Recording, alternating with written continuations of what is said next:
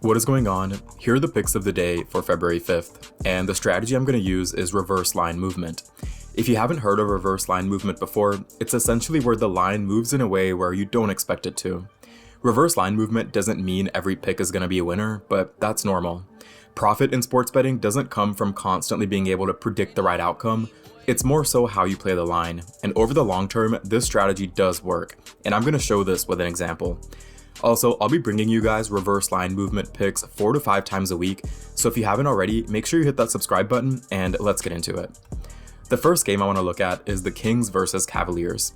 You can see here how 10% of the public have put their money on the game going over, and then 90% of the public are putting their money on the game going under.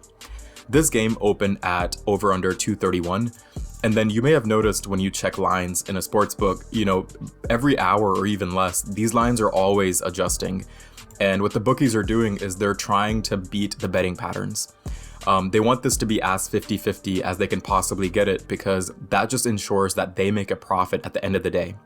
So for this game, it opened up at over under 231, and then it moved to over under 235. So if people were already betting the under, and then they raise this number, they raise the line, it just makes the under that much more appealing, and that's why 90% of the public are dumping their money into here.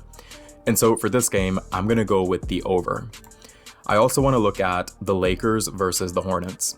So in this game, 63% of the public are putting their money on the game going over, and then 37 have chosen the under. This game opened up at over under 232. And then people were already betting the over, and so they dropped that number to 227, making this that much more appealing. They want you to pick the over. They're going to make it look as appealing as they possibly can. And so for this game, I'm going to bet the under.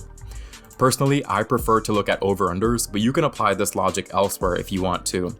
And given how much these lines change throughout the day, the games that I went over may not be available when you look, or you may have more games at your disposal as well. So make sure you look, and you may find some opportunities as well.